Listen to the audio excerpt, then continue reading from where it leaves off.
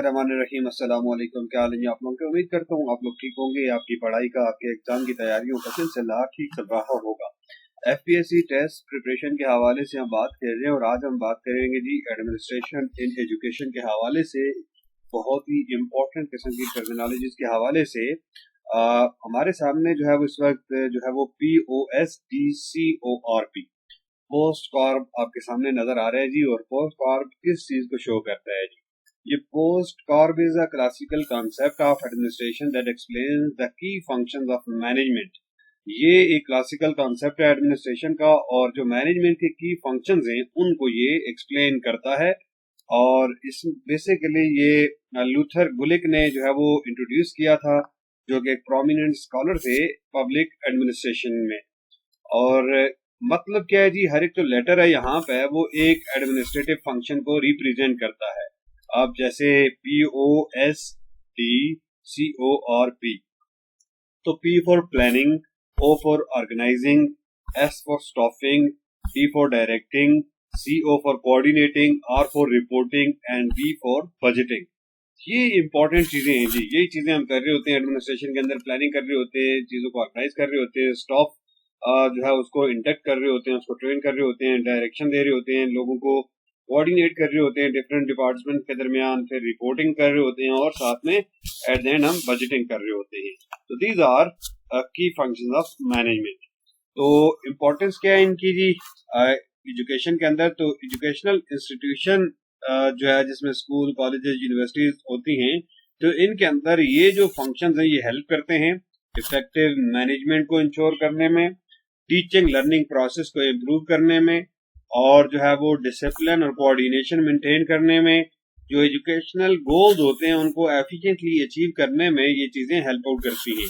अगर आप चीजें प्लान करके जाएंगे, अगर जो है वो आपकी चीजें ऑर्गेनाइज होंगी और कोऑर्डिनेशन होगी और जो आपका स्टाफ है वो सूटेबल स्टाफ होगा, तो फिर हमारे एजुकेशनल गोल्स भी अचीव होंगे, हमारा जो डिसिप्लिन होगा वो भी मेंटेन होगा, टीचिंग लर्निंग जो प्रोसेस होगा वो भी इफेक्टिव होगा, और जो हमारी मैनेजमेंट है वो क्या होगी, वो इफेक्टिव होगी। तो ये बड़ी इंपॉर्टेंट चीजें हैं। ये जो कॉन्सेप्ट या ये जो की फंक्शंस की हम बात कर रहे हैं ये बड़े इंपॉर्टेंट हैं एडमिनिस्ट्रेशन के अंदर। तो सबसे पहले जो है वो हम प्लानिंग की बात कर लेते हैं। प्लानिंग का मतलब क्या है जी? Planning means deciding in advance. Planning का मतलब क्या होता है जी? आप पहले से ये चीज तय करते हैं कि व्हाट टू डू, क्या करना है हमने, हाउ टू डू, कैसे करना है हमने, व्हेन टू डू, कब करना है, व्हाट, हाउ एंड व्हेन, कब, क्या और कैसे। एजुकेशन के अंदर जो है वो प्लानिंग इन्वॉल्व होती है। करिकुलम हम प्लान कर रहे होते हैं, करिकुलम प्लानिंग होती है। एकेडमिक कैलेंडर बना रहे होते हैं हम कि कब कौन सी एक्टिविटीज होंगी। फिर इसी तरह से जो है वो लेसन प्लानिंग हम कर रहे होते हैं, लेसन को प्लान करके हम चलते हैं। फिर इसी तरह से स्कूल की जो डेवलपमेंट है उसके प्लान कर रहे होते हैं। और इम्पोर्टेंस क्या है जी? ये डायरेक्शन प्रोवाइड करती है। प्लानिंग अनसर्टेनिटी को कम करती है और एफिशिएंसी को इनहेंस करती है, इंप्रूव करती है। तो प्लानिंग बहुत इंपॉर्टेंट है। विदाउट प्लानिंग जब आप चलते हैं तो फिर आपको कोई काम भी पाए तकमील तक नहीं पहुंचता। आपने टेस्ट देना है, आपने टेस्ट की तैयारी करनी है, तो बाकायदा प्लान करके आप सिलेबस को देखते हैं, सिलेबस के अकॉर्डिंग चीजें पढ़ते हैं, प्रैक्टिस करते हैं, पास पेपर्स को देखते हैं, तो फिर आगे टेस्ट में कामयाब भी होते हैं। अगर आप प्लान नहीं करते, या पढ़ते ही नहीं, आप तैयारी नहीं करते, तो देन फिर आपकी कामयाबी के चांसेस ना होने के बराबर हैं। नेक्स्ट जो है इसमें ऑर्गेनाइजिंग है जी। ऑर्गेनाइजिंग का मतलब क्या है जी? Arranging resources and activities in a structured way. जो आपके पास रिसोर्सेज हैं, अवेलेबल रिसोर्सेज, और जो एक्टिविटीज आपने परफॉर्म करनी है उनको एक स्ट्रक्चर्ड वे में जो है वो अरेंज करने का मतलब क्या होता है जी? ऑर्गेनाइजिंग है, ऑर्गेनाइजेशन है। तो एजुकेशन में स्कूल ऑर्गेनाइजेशनल स्ट्रक्चर होता है।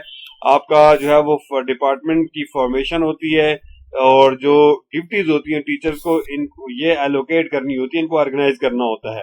तो इसमें एग्जांपल ये है कि सबसे ऊपर प्रिंसिपल है आपका, प्रिंसिपल आगे जो पावर्स हैं या अथॉरिटीज हैं वो डेलीगेट करता है जी वाइस प्रिंसिपल को, वो वाइस प्रिंसिपल की ड्यूटी लगा रहा होता है। वाइस प्रिंसिपल आगे जो है वो टीचर्स, और टीचर्स फिर स्टूडेंट के साथ इंटरेक्ट करते हैं। तो ये एक हायरार्की है, ये एक पूरा सिस्टम होता है जिसके अंदर आपने जो चीजें हैं वो प्लान करके, ऑर्गेनाइज करके तो आगे बढ़ना होता है। फिर स्टाफिंग है जी।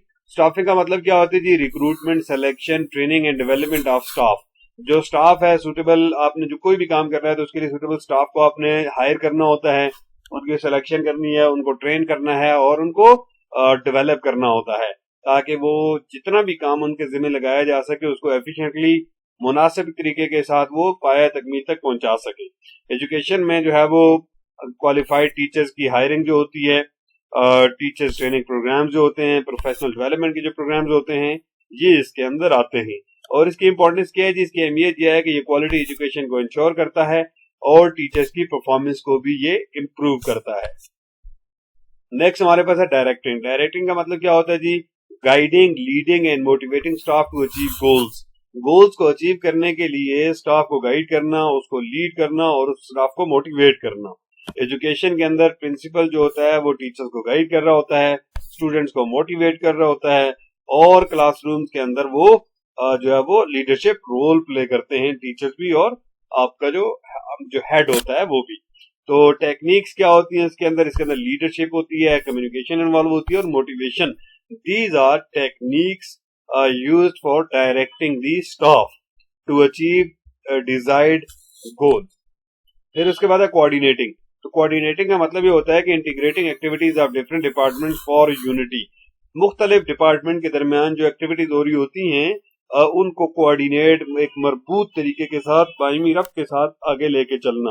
कोऑर्डिनेशन किन के दरमियान होती है जी? टीचर्स और एडमिनिस्ट्रेशन के दरमियान, पेरेंट्स के दरमियान, स्टूडेंट्स के दरमियान। ये आपस में सारे लिंक्ड होते हैं, टीचर, एडमिनिस्ट्रेशन, पेरेंट्स, स्टूडेंट्स, इनके दरमियान कोऑर्डिनेशन बहुत जरूरी होती है। इंपॉर्टेंस क्या है जी? इसमें डुप्लीकेशन, यानी कि एक काम आप दो बंदे कर रहे हो तो वो डुप्लीकेशन से बचना जो है वो जरूरी होता है। तो ये बहुत इंपॉर्टेंट है कोऑर्डिनेशन के, आप मिलजुल के आपको पता हो कौन से ग्रुप ने कौन सा काम करना है। तो इसी तरह से स्मूथ फंक्शनिंग को ये इंश्योर करती है कोऑर्डिनेशन। नेक्स्ट है रिपोर्टिंग।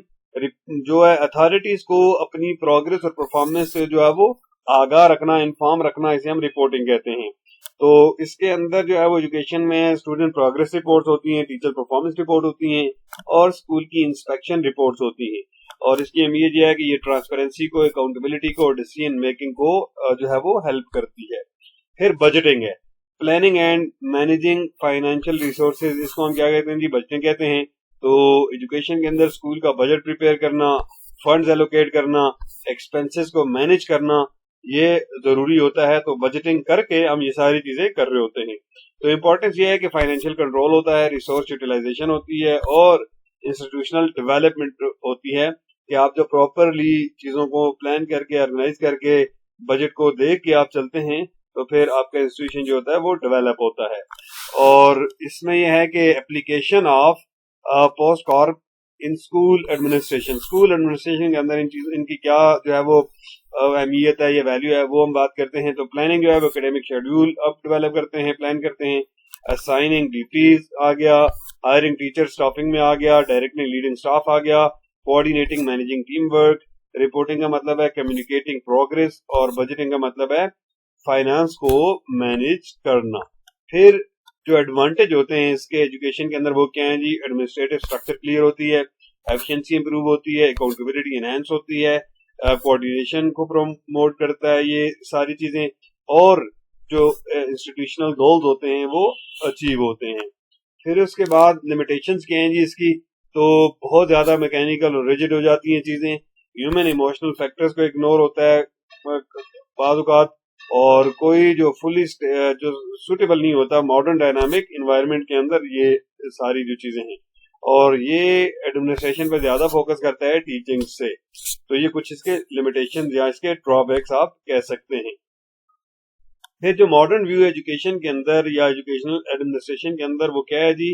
वो ह्यूमन रिलेशन पर ज्यादा फोकस करता है, डेमोक्रेटिक लीडरशिप पर जोर देता है, फ्लेक्सिबिलिटी और इनोवेशन को जो है वो इनकरेज करता है। और आजकल जो है वो पोस्ट कॉर्प को मॉडर्न जो अप्रोचेस के साथ यूज करना चाहिए। अकेले आप यूज करेंगे तो फिर वही बात होगी कि बहुत ज्यादा मैकेनिकल, बहुत ज्यादा रिजिड हो जाएंगी चीजें। तो ये कुछ चीजें हमने डिस्कस की हैं। एट द एंड हम कंक्लूड करेंगे तो यही होगा कि POSTCORP provides a systematic framework for educational administration. When applied effectively it helps to improve school management, enhance teaching learning quality और एजुकेशनल ऑब्जेक्टिव्स को एफिशिएंटली अचीव करने में ये हेल्प करता है। और ये ध्यान में रखना चाहिए कि जो ह्यूमन सेंटर्ड अप्रोचेस को मॉडर्न जो अप्रोचेस है उनके साथ मिला के ब्लेंडेड अप्रोचेस को लेके चलना चाहिए।